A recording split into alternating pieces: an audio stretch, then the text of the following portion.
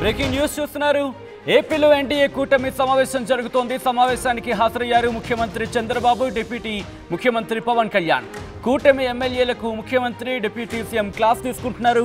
150 రోజుల్లో చేసిన అభివృద్ధి ప్రజలకు వివరించండి అంటున్నారు ఆయన. అలాగే వీళ్ళిద్దరూ కూడా అభివృద్ధి విషయంలో సూటిగా వ్యవహరించనంటున్నారు. మంత్రులతో కలిసి పనిచేయండి అంటూ సూచించారు.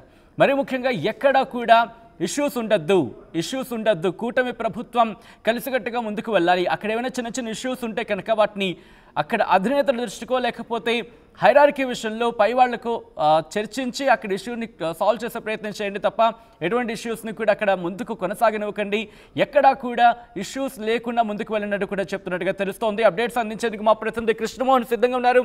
కృష్ణమోహన్, ఎన్డీఏ మీటింగ్ చాలా ఇంట్రెస్టింగ్గానే చెప్పుకోవాలి.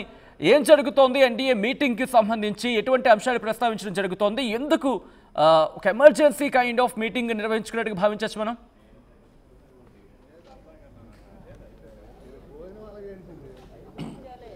అంటే బేసిక్గా ఎన్డీఏ ఎమర్జెన్సీ మీటింగ్ని నిర్వర్తించడంలో పెద్ద ఎమర్జెన్సీ ఏం లేదు. బేసిక్గా ఎప్పుడైనా సరే అసెంబ్లీ జరిగేటప్పుడు ఆయా పార్టీలకు సంబంధించిన ఎమ్మెల్యేలతో మాట్లాడడం ఒక సాధారణంగా జరిగే రెగ్యులర్ ప్రాక్టీస్.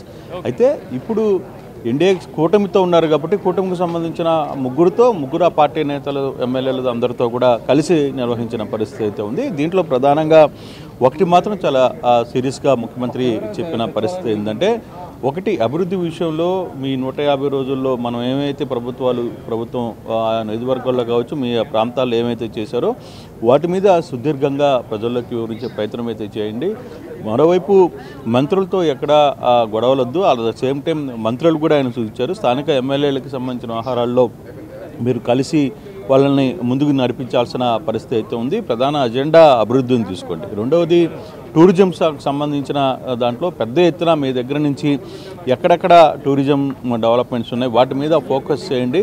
వాటి ద్వారా మనం కొంత రెవెన్యూ జనరేట్ చేసే పరిస్థితులు ఉంటాయి. తర్వాత పబ్లిక్ని కూడా దాంట్లో ఇన్వాల్వ్ చేయాల్సిన పరిస్థితి ఉంటుంది. సో డెఫినెట్గా టూరిజానికి సంబంధించిన వ్యవహారంలో మీరు కొంత ముందుకు రావాలి. అట్ ద సేమ్ టైం నేను మళ్ళీ చెప్తున్నాను, ఇసుకకు సంబంధించి లిక్కర్కి సంబంధించి ఎక్కడ కూడా మీరు దాంట్లో ఎంటర్ కావద్దు అనేది చాలా క్లియర్గా మా ఎమ్మెల్యేలకి సూచించిన పరిస్థితి. మరోవైపు మంత్రులకు సంబంధించి వ్యవహారంలో, తర్వాత ఎమ్మెల్యేలకు సంబంధించిన వ్యవహారంలో, అలాగే అసెంబ్లీలో ఎలా వ్యవహరించాలి, అసెంబ్లీలో వ్యవహరించేటప్పుడు కొన్ని సూటిగా కొన్ని ఏదైతే ఆరోపణలు ఉన్నా లేకపోతే ఇతర ఇష్యూస్ ఉన్నా వీటన్నిటిని కూడా కొంత పద్ధతి ప్రకారం వాటిని ముందుకు తీసుకురావాల్సిన పరిస్థితి అయితే ఉంటుంది. వాటి అన్నిటినీ అసెంబ్లీలో కూడా అవసరం అంటే ఇప్పుడు ప్రతిపక్షం లేదు కదా అని మీరు నిర్లిప్తంగా ఉండకూడదు. ఆ పాత్రలో నిర్మాణాత్మకమైన పాత్రని మీరు వ్యవహరించాల్సిన పరిస్థితి ఉంది. రేపటి నుంచి అసెంబ్లీ జరగబోతుంది. అసెంబ్లీలో ఎక్కువ సమయం కేటాయించండి.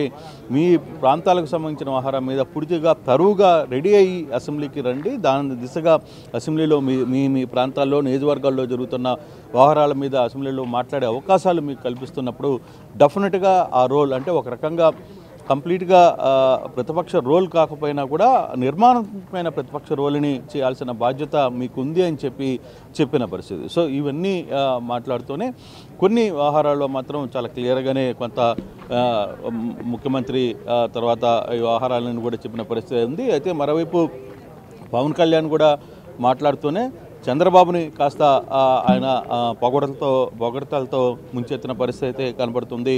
పవన్ కళ్యాణ్ చాలా క్లియర్గా ఇప్పటి వరకు కూడా ఈ 150 రోజుల్లో ప్రభుత్వం తీసుకుంటున్న అనేక చర్యల మీద అభినందనలు తెలిపారు.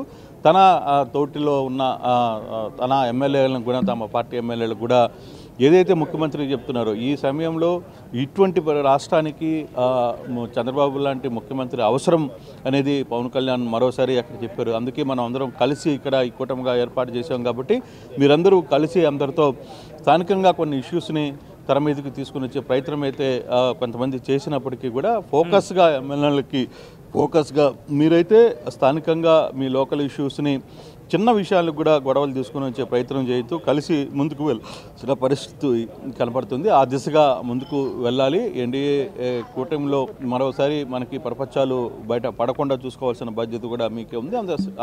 ఆ సమయంలోనే మంత్రులతో కూడా కలిసి ముందుకు వెళ్ళాల్సిన బాధ్యత మీకు ఉంది అనేది ఆయన చెప్పిన పరిస్థితి అయితే చాలా స్పష్టంగా కనబడుతుంది.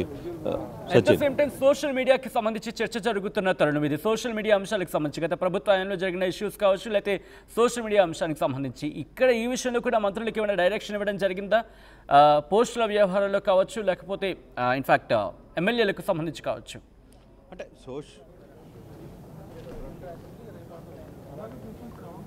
అంటే ప్రతిపక్షాలు చేస్తున్న ఆరోపణలు వ్యవహారం మీద మాత్రం అందరూ సైలెంట్గా ఉంటే అది మంచిది కాదు.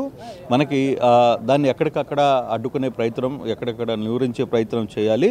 అయితే దాంట్లో కూడా మీరు కూడా చాలా నిర్మాత్మకమైన పాత్రను పోషించాల్సిన పరిస్థితి ఉంటుంది. నేను గతంలో కూడా చెప్పాను, మన వైపు నుంచి కూడా సోషల్ మీడియాలో పోస్టులు పెట్టేటప్పుడు కుటుంబ సభ్యులు జోలికి పోతే మాత్రం ఒప్పుకోనని నేను గతంలో చెప్పాను. మళ్ళీ ఈరోజు కూడా ప్రస్తావన తీసుకుని వస్తున్నాను. అటువంటి పరిస్థితులు అయితే చేయొద్దు అనేది ఆయన క్లియర్గా చెప్తున్నారు. ఒకటి టూరిజంకి సంబంధించి, అలాగే ఇసుకలకు సంబంధించి 2 ఇష్యూస్ని ప్రధానంగా ఎక్కువసేపు ఎమ్మెల్యేలతో కూడా మాట్లాడించే ప్రయత్నం చేశారు. కొంతమంది ఎమ్మెల్యేలు మా ప్రాంతాల్లో పలాని ఏరియా ఉంది, దాన్ని డెవలప్ చేస్తే బాగుంటుంది, లేదు కొంతమంది ఎమ్మెల్యేలు మా ప్రాంతంలో ఇవి ఉన్నాయి, ఇవి చేస్తే డెవలప్ చేస్తే బాగుంటుందని ముఖ్యమంత్రి దృష్టికి తీసుకుని వెళ్ళే ప్రయత్నం చేశారు. వాటన్నిటిని కూడా ముఖ్యమంత్రి నోట్ చేసుకుంటున్నారు.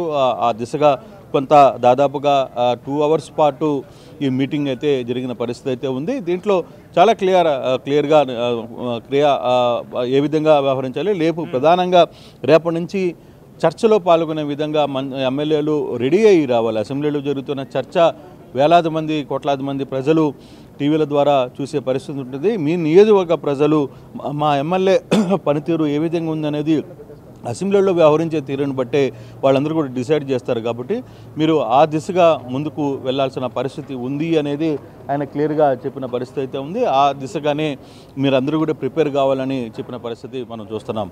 సచిన్. రైట్ కృష్ణమోహన్, మొత్తంగా అయితే మాత్రం ఆంధ్రప్రదేశ్లో ఎన్డీఏ కూటమి సమావేశం జరుగుతోంది.